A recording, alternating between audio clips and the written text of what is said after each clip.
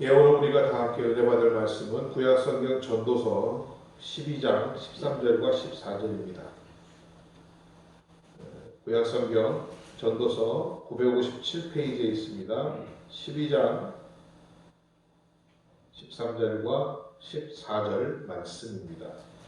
함께 찾으신 분은 같이 읽도록 하겠습니다. 일의 결국을 다 들었으니 하나님을 경외하고 그 명령을 지킬지어다. 이것이 사람의 본분이니라. 하나님은 모든 행위와 모든 은밀한 일을 선악간에 심판하시리라. 아멘. 저는 오늘 인생의 본분이라는 제목으로 전도서 12장의 본문으로 함께 은혜를 나누기를 원합니다. 전도서는 문자 그대로 진리를 전하는 책입니다. 우리가 지금 12장의 본문에 읽었지만 이 12장에서 전도자 솔로몬은 전도자를 이렇게 정의하고 있습니다. 12장 8절, 9절, 10절입니다. 전도자가 지혜로움을 여전히 백성에게 지식을 가르쳤고 또 묵상하고 궁구하여 잠언을 많이 지었으며 전도자가 힘써 아름다운 말을 구하였나니 기록한 것은 정직하여 진리의 말씀이니라.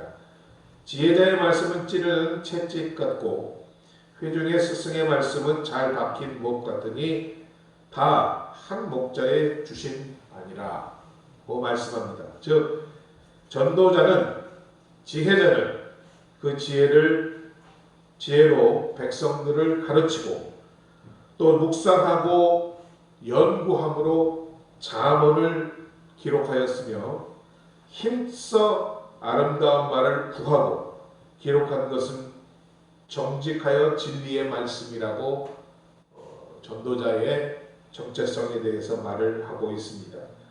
잠언의 뜻이 무엇입니까? 이 잠자가 바로 찌를 잠자입니다. 우리의 마음을 찔러 깨닫게 하고 반성하게 하고 돌이키게 하는 것이 바로 이 전도자의 할 일이라고 말합니다. 지혜자, 이 전도자 솔로몬은 이와 같이 전도서를 통해서 인생의 여러 모습들을 다 보여주고 있습니다. 그리고 전도서 시작에서도 그랬지만 헛되니 해 아래에 모든 것이 헛되다라고 전도자는 말합니다. 인생이란 얼마나 헛된 것인가. 높이 되는 것도 고운 것도 영광스러운 것도 부자인 것도 얼마나 헛된 것인가를 전도서 전체를 통하여 조목조목 지혜자는 설명합니다. 지식도 헛되고 소유도 헛되고 그리고 결론적으로 오늘 본문을 이렇게 말씀합니다. 일의 결국을 다 들었으니 여호와를 경외하며 그 명령을 지킬지어다. 이것이 사람의 본분이다 라고 결론을 대단원의 막을 내리고 있는 것입니다. 여러분, 본분이란 말의 뜻이 무엇입니까? 사전적인 의미를 보면 그 사람이 신분에 의해서 신분에 따라 행하여야 할 마땅히 행하여 지켜 행하여야 할 일을 신분이라고 말하고 있습니다. 아비의 본분은 무엇입니까? 아버지로서 가정을 지키고 아내를 사랑하고 자녀들을 잘 양육하는 것이 아비의 본분입니다. 그러면 자녀들의 본분은 무엇입니까? 부모님께 순종하고 어머니 아버지의 말씀을 듣고 사랑하는 것, 이것이 자녀들의 본분입니다. 따라서 본분이라는 것은 영어 성경을 보면 duty of man이라고 해서 사람의 의무라고 해석을 하고 있지만 이것은 의무를 넘어서는 일입니다. 그 사람의 신분에 맞는 그 일을 마땅히 해야 하는 그 일을 하지 아니할진 때는 그 신분으로 그 사람은 일컬어질 수 없다라는 것입니다. 의무를 넘어선, 책임을 넘어선 것이 바로 본분인 것입니다. 여러분, 사람은 자신의 본분을 깨닫고 그 본분대로 살아야만 합니다. 오늘 전도자는 그래서 전도서의 대단원의 막을 내리면서 사람의 본분은 바로 하나님을 경외하고 그 명령을 지키는 것이다라고 결론 내리고 있습니다. 오늘 본문과 같이 첫째로 사람의 본분은 하나님을 경외한다라는 것입니다. 이 경외한다라는 것은 다른 말로 하나님을 사랑하는 것입니다. 하나님을 사랑하는 방법인 것입니다. 여러분, 사랑과 그 사랑의 종류에 따른 방법은 여러 가지가 있습니다. 친구 간의 사랑을 우정이라고 합니다. 또 남녀 간의 사랑은 애정이라고 합니다. 부모와 자식 간의 사랑을 효도라고 합니다. 또한 신하가 임금을 사랑하는 것을 충성이라고 합니다. 그런데 피조물인 우리가 우리 인생이 창조주이신 하나님을 사랑한다는 것은 바로 그것을 경외함이라고 표현할 수 있는 것입니다.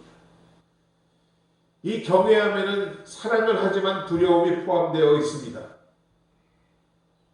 여러분들 참으로 존경하고 사랑하는 분들 앞에 서면 두려워 떨게 되는 것이 우리의 모습입니다.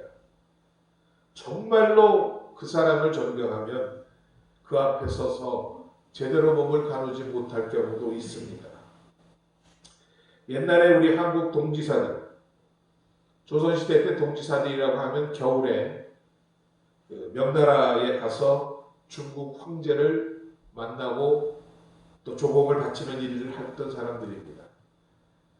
중국 황제는 당시 천자라고 하여서 신의 아들로 불려졌던 사람입니다. 우리 동지사들 중에 어떤 사람은 그 황제 앞에 섰을 때 쓰러져서 기절했던 사람도 있었다고 합니다. 인간도 이럴진데 하물며 그 크신 하나님, 완전하고 결점이 없으시며 우리를 지으신 거룩하신 그분을 만날 때 우리가 두려움이 없다라는 것은 어불성설입니다. 또한 그를 향한 깊은 사랑이 있다면 그 두려움은 바로 존경일 것입니다. 이러한 존경과 경외심이 있는 사람들이라면 그 사람에게는 그분의 말씀이라면 무엇이든지 따르겠다라는 명령에 대한 순종이 따라오게 마련입니다. 그리고 그분에 대한 이러한 존경과 사랑이 있다면 그분에 대한 헌신이 아깝지 않을 것입니다. 너는 마음을 다하고 뜻을 다하고 목숨을 다하여 주 너희 하나님을 사랑하라. 이것이 크고 첫째 되는 계명이라고 주님도 말씀하셨습니다. 하나님을 사랑하는 것입니다. 여호와를 경외하는 것입니다. 이것이 여러분 우리의 본분인 줄로 믿습니다. 마음을 다하고 뜻을 다하고 성품을 다하여 그 하나님을 사랑하는 것입니다. 그 하나님은 바로 사랑받기에 합당하신 분이고 또한 우리의 그 사랑을 요구하시는 분이시기 때문입니다. 성경에 보면 하나님께서 선택했던 지극히 사랑하는 자 한 사람이 있었습니다.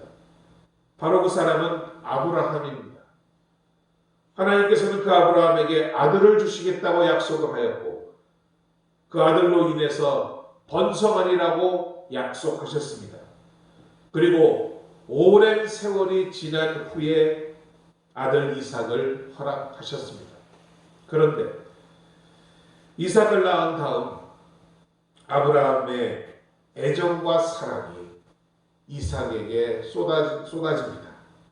아침에 일어나도 이삭, 눈을 감아도 이삭, 온통 그의 삶 가운데 이삭에 대한 사랑으로 꽉 들어차 버렸던 것입니다. 하나님께서 아브라함을 향해 말씀하십니다. 아브라함아, 내 사랑하는 아들 독자 그 이름 이삭을 내가 지시하는 곳으로 데려가 내게 번제로 드려라. 아브라함은 처음에 하나님의 이 요구 앞에서 무너집니다. 그러나 그는 곧 하나님에 대해서 그분이 어떠하신 분인가를 다시 한번 깨닫고 새벽 일찍이 서둘러 모리아산으로 그 길을 진행합니다. 바로 아브라함이 깨달았던 그 하나님은, 우리 하나님은 우리를 사랑하시되 질투하기까지 사랑하시는 하나님이라는 것이었습니다. 여러분, 질투라는 말을 성경에서 보면 대체적으로 부정적인 의미, 좋지 않은 의미의 단어입니다. 그런데 질투라는 말의 영어의 어원을 보면 열정이라는 말도 있습니다. 사랑하기 때문에, 그것이 없으면 살 수 없기 때문에 그것에 집중하고 열정을 다한다라는 말입니다. 따라서 여러분, 질투가 없으면 사랑이 아닙니다. 자기 남편이 바람 피우는데 우리 남편은 워낙 호골이라 여러 곳의 여자를 사랑할 수 있습니다 라고 말하면 그 아내가 그 남편을 사랑하는 것입니까? 반대로 남편이 자기 아내가 자꾸 다른 곳에 시선을 보내는데 내 아내는 참 사랑이 많아서 많은 사람을 사랑한다라고 웃는다면 그것은 사랑이 아닐 것입니다. 사랑은 너 아니면 안 되는 것입니다. 다른 것으로 대신이 안 된다는 말입니다. 나 여호와는 질투하는 하나님이라고 주님은 분명히 성경에서 말씀하십니다. 이는 하나님께는 우리가 반드시 필요하다는 말씀입니다. 또한 우리에게는 하나님이 없이는 만족되지 않는다라는 말일 수 있습니다. 그러므로 놀라운 사실은 이 질투하는 하나님은 여러분 없이는 행복하시지 않는다는 말씀입니다. 오직 여러분만이 하나님이 질투하시기까지 우리를 사랑하는 것과 같이 하나님을 기쁘시게 할 수 있다라는 것입니다. 너 아니면 안 된다. 이것이 바로 사랑입니다. 아브라함이 그 사실을 깨달았던 것입니다. 그래서 그는 모리아산 정상에 가서 하나님의 말씀대로 사랑하는 아들을 번제로 하나님께 드리기로 작정하였던 것입니다. 그가 순순히 그 번제나무까지 위에 올라가 드러누워 묶인 이삭을 향해서 칼을 뽑아들고 이제 마음으로 완전히 아들 이삭을 죽였을 때에 하나님의 천사가 나타나서 그의 팔을 잡으십니다. 내가 이제야 나를 진실로 경외하는 줄을 알았다. 내 사랑이 정말 나에게 드러난 것을 내가 확인하였다라고 하나님께서 흡족해 하시는 모습을 우리는 발견할 수 있습니다. 하나님은 이와 같이 우리가 하나님을 사랑할 때까지 만족하지 않으시는 것입니다. 나는 아무 부족이 없습니다. 그러나 내 자녀들이 만약 부족하면 내가 부족한 건 10배, 100배 이상으로 우리가 여길 수 있습니다. 그리고 그 아이들이 온전한 사랑으로 우리에게 나올 때까지는 우리의 마음에 만족이 없지 않습니까? 바로 이 사랑의 법칙을 하나님은 우리 인간 관계에서도 가족 관계에서도 허락하신 것입니다. 그리고 오늘 전도자는 이것이 바로 하나님의 명령이라고 말하고 있습니다. 계명이라고도 하고 율례라고도 하고 법이라고도 말했는데 이것을 모두 묶으면 바로 우리가 사랑하는 그분의 말씀인 것입니다. 이러한 계명과 명령, 말씀은 우리가 공부해야만 습득할 수 있는 것입니다. 그래서 하나님을 사랑하되 하나님을 향한 깊은 애정과 경외심을 반드시 갖되 동시에 그분을 아는 지식 안에서 우리가 사랑하여야 하는 것입니다. 즉 사랑 안에는 그분에 대한 지식이 있어야 합니다. 그 지식 위에 우리의 사랑이 있어야 한다라는 말입니다. 사도 바울은 빌립보 편지를 통해서 빌립보 성도들을 향해 깊은 탄원을 하고 있습니다. 1장 9절에서 내가 기도하노라 너희 사랑을 지식과 모든 총명으로 점점 더 풍성하게 하기를 기도한다라고 말하고 있습니다. 지식이 없는 사랑, 지식이 뒤따라주지 않는 사랑과 경외심은 미신이 될 수 있는 것이기 때문입니다. 여러분, 이단이 무엇입니까? 이단들의 열정은 말리지 못합니다. 그 교주를 신과 같이 섬깁니다. 그들은 마치 자신들의 교주를 하나님과 같이 섬기고 있습니다. 그런데 저들이 부족한 것이 무엇입니까? 왜 이단입니까? 바로 하나님에 대한 지식이 없기 때문입니다. 올바른 깨달음이 없기 때문입니다. 그렇기 때문에 이재록을 그들의 신으로 알고 있는 것입니다. 그래서 그 사람이 무슨 이야기를 하든지 우리가 생각할 때도 말이 되지 않는 이야기인데 그 교주를 사랑함으로 하나님에 대한 지식이 없으므로 그 교주의 말에 홀딱홀딱 넘어가게 되는 것입니다. 과거 지난 정부 가운데 환경부 장관의 한 여자 대학 총장이 청거가 된 일이 있었답니다. 그런데 마지막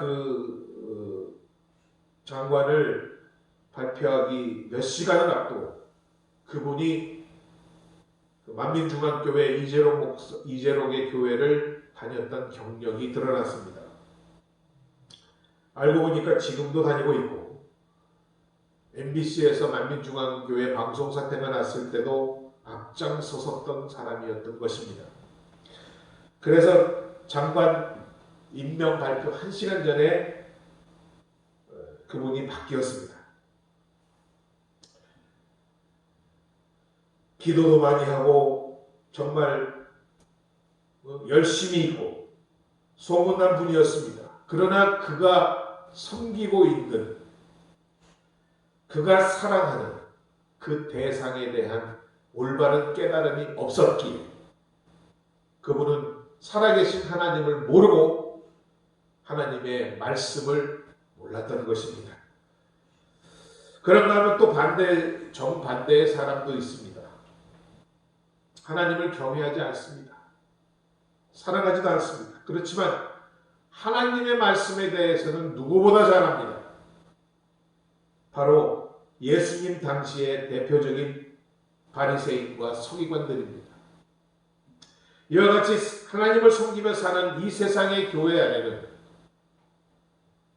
네 가지의 유형의 사람이 있을 수 있다고 생각합니다. 먼저 하나님을 경외함과 그 계명을 알고 있는 사람. 둘째는 하나님을 경외함은 있는데 하나님을 향한 지식이 없는 사람.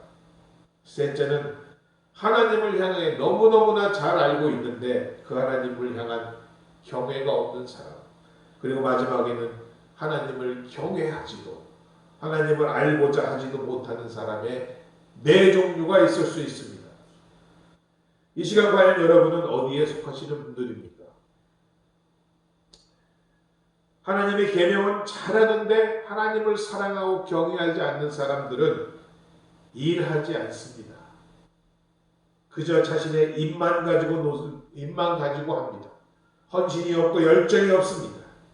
그러나 반대로 하나님을 향한 경외심은 있지만 지식이 없는 사람은 희생도 있고 열정도 있고 헌신도 있지만 방향을 잃어버린 채 하나님을 섬기고 있습니다. 경외함은 참 특실한데 계명이 약한 사람, 하나님의 계명에 대해서 박사인데 하나님에 대한 사랑이 없는 사람, 이 사람들은 균형이 없는 사람들입니다. 그래서 하나님을 섬기되 우리는 하나님에 대한 지식을 가져야 하는 것입니다. 그러한 지식과 깨달음이 하나님을 향한 사랑이 없으면 또한 의미가 없는 것입니다. 이 두 가지가 함께 있어야만 우리는 온전한 신앙생활을 할 수 있다라고 말씀드릴 수 있습니다. 오늘 본문의 전도자는 그래서 말합니다. 그 명령을 지킬지어다라고 말하고 있습니다. 그 명령을 지킬지어다라는 그 말은 결과적으로 하나님을 향한 경외함과 그 명령을 깨달음과 동시에 그 명령에 대한 순종하는 의지적으로 쳐서 복종시킴이 있어야지만 온전한 신앙이 된다라는 것을 말하고 있는 것입니다. 지성, 감성, 의지, 지정의, 이것이 바로 무엇입니까? 우리 인격의 본체입니다. 그 중에 하나만 붙잡고 신앙생활을 하는 사람은 인격적인 신앙을 갖지 못한 사람이라는 말입니다. 지식은 있는데 하나님을 향한 사랑도 없고 그거에 대한 결단도 없는 사람, 하나님에 대한 사랑은 너무나 애절한데 하나님에 대한 지식도 없고 결단과 순종도 없는 사람, 하나님을 아는 지식도 하나님에 대한 사랑도 부족하지만 그저 따라가겠다라고 신앙생활하는 사람, 이와 같이 오늘 본문에 따르면 하나님을 경외하고 그 명령을 지키는 것이 사람의 본분이라고 오늘 전도자는 분명히 말씀하고 있는 것입니다. 여러분, 사람이 사람의 본분을 지킨다고 상 주고 축복해 주지는 않습니다. 왜? 마땅히 해야 하는 것이기 때문에. 그 일을 하지 않으면 그 사람은 그 신분에 맞지 않는 사람이기 때문입니다. 본분은 마땅한 것이기에 그에 따라 요구할 것이 없다라는 것입니다. 아비가 자녀들을 양육하고 가정을 지키고 아내를 사랑하며 무엇을 요구할 수 있겠습니까? 그러나 놀라운 사실은 하나님은 우리가 하나님의 백성 자녀로서 그 본분을 다할 때 우리에게 칭찬과 축복을 주시겠다라고 말씀하고 계십니다. 시편 112편 1절에서 4절을 보면 할렐루야 여호와를 경외하며 그 계명을 크게 즐거워하는 자는 복이 있도다. 그 후손이 땅에서 강성하며 정직자의 후대가 복이 있으리로다. 부여와 재물이 그 집에 있으며 그 의가 영원히 있으리로다.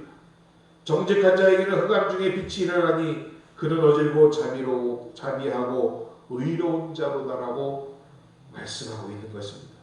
계속해서 읽다 보면 하나님을 경외하며 그 명령을 지키고 즐거워하는 자를 향해 어떻게 축복해 주시는가가 계속해서 나옵니다. 곧 하나님은 하나님의 본분으로 우리의 본분으로 하나님을 사랑하는 우리를 축복해 주신다라는 말씀입니다. 시편 128편도 계속해서 반복합니다. 여호와를 경외하며 그 도에 행하는 자마다 복이 있도다. 여호와를 경외하는 자는 이같이 복을 얻으리로다. 그 복의 내용을 한번 볼까요? 여호와를 경외하며 128편 1절로 6절입니다. 시편. 그 도에 행하는 자마다 복이 있도다. 첫째, 내가 내 손이 수고한 대로 먹을 것이라. 내가 복되고 형통하리로다.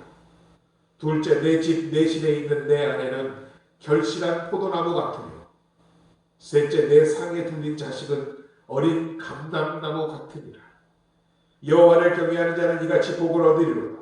여호와께서 시온에서 내게 복을 주실지어다. 너는 평생에 예루살렘의 복을 보며 내 자식의 복을 볼지어다. 내 자식을 볼지어다. 이스라엘에게 평강이 있을지로다. 아멘. 여호와를 경외하며 마땅히 행해야 할 그 도를 행하는 우리에게 하나님은 이와 같은 놀라운 축복을 약속해 주시고 있는 것입니다. 첫 번째 약속은 바로 여러분이 수고한 대로 먹을 수 있을 것이라고 말씀하고 있습니다. 하나님의 진정한 축복은 수고한 사람이 그 수고한 대가만큼의 결과를 얻는 것입니다. 그런데 하나님의 복이 없는 사회는 아무리 수고해도 수고한 사람 따로 있고 그 열매를 따는 사람은 따로 있는 사회입니다. 우리는 이마에 땀을 흘리며 살도록 명령받았습니다. 그런데 그 수고가 헛되이 돌아가는 것은 이와 같이 축복이 아닌 저주인 것입니다. 수고한 대로 그 열매가 돌아오는 복된 여러분들 되시기를 주님의 이름으로 축원합니다. 그런가 하면 내 집, 내 집에 있는 내 아내는 결실한 포도나무와 같다라고 하였습니다. 포도나무는 참 쓸모가 없는 나무입니다. 제목으로 쓸 수가 없습니다. 관상수로도 안 됩니다. 땔감으로도 안 됩니다. 불이 잘 안 탄다고 합니다. 그런데 이 포도나무가 유일하게 쓸 때가 있는 경우는 바로 열매를 결실할 때입니다. 포도나무를 자세히 들여다보면 겉으로는 그 열매가 밖으로 드러나질 않습니다. 가까이 가서 그 밑에 안을 들여다보아야 주렁주렁 매달린 열매를 볼 수 있습니다. 지나가는 사람은 보지 못합니다. 가까이 가서 들여다보아야만 알 수 있습니다. 어떻게 보면 우리 사랑하는 권사님, 집사님들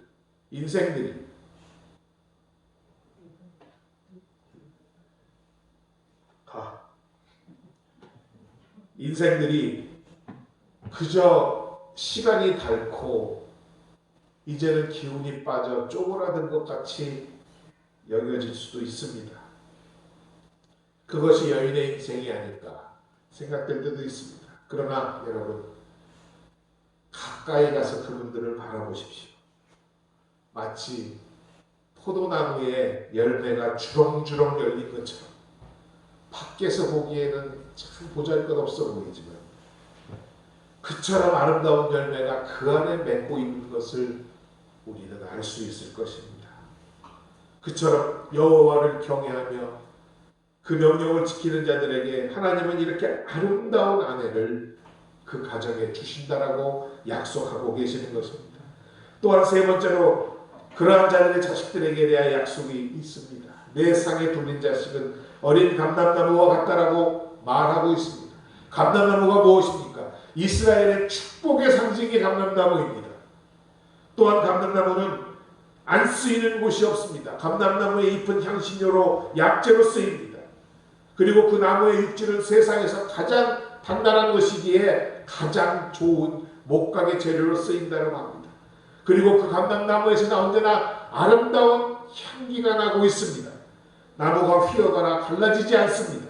그래서 가장 좋은 건축 재료로 쓰이고 있다고 합니다. 그리고 그런가 하면 그 감람나무의 열매를 짠 감람나무의 기름, 감람류는 약재로도 쓰이며 향료로도 쓰이는 더군다나 비가 오지 않는 사막 같은 곳에서 감람나무는 무려 1000년을 살아갈 수 있다라고 합니다.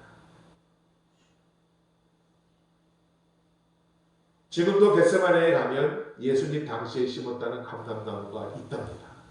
2000년 전에 심은 나무인데 아주 크고 아름드리 고목이랍니다.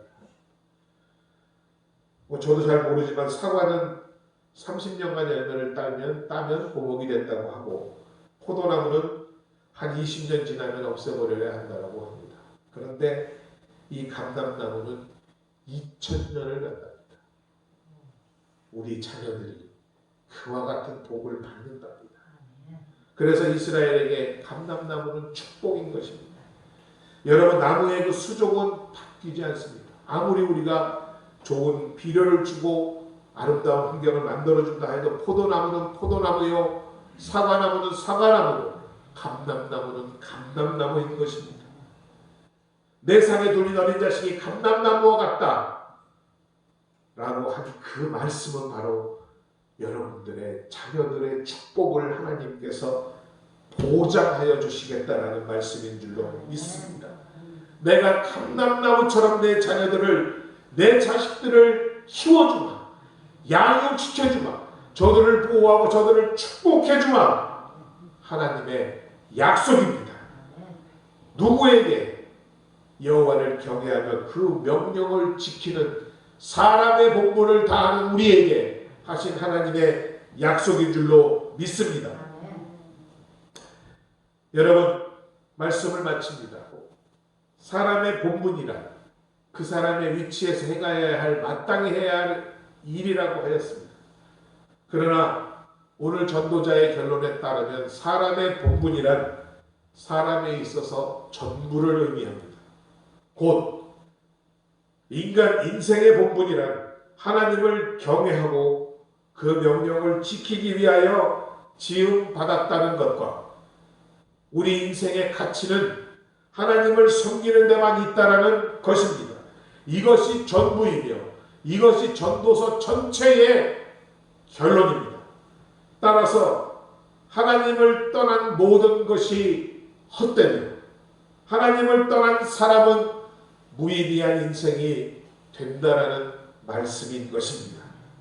왜 그런가 하면 사람이 하나님을 경외하고 그 명령을 지킬 이유, 바로 그 이유가 하나님의 최후 심판 때에 그의 모든 행위에 대해서 책임을 지기 때문이라고 오늘 본문은 14절에서 말씀하고 있습니다. 고린도전서 4장 5절을 보아도 그러므로 때가 이르기 전에 곧 주께서 오시기까지 아무것도 판단하지 말라. 그가 어둠에 감추인 것들을 드러내고 마음의 뜻을 나타내시리니 그때 각 사람들에게 하나님으로부터 칭찬이 있습니다. 여러분, 저와 여러분의 본분은 하나님을 경외하며 그 명령을 지키는 일인 것입니다. 둘 다 필요합니다. 하나님을 사랑함도 필요하고 하나님에 대한 지식도 필요합니다. 하나님을 경외함이 없는 계명은 안 됩니다. 또한 하나님을 향한 지식 없는 경외함은 사랑이 아닙니다. 이 시간 오늘 주신 말씀을 통하여 하나님을 경외하며 명령을 지키는 자들을 향한 복된 축복 여러분 모두에게 임하시기를 주님의 이름으로 축원드립니다. 아버지 하나님, 은혜와 사랑을 감사드립니다. 오늘도 귀한 전도서의 말씀을 통하여 우리 인생의 본분이 무엇임을 깨닫게 하심을 감사드립니다.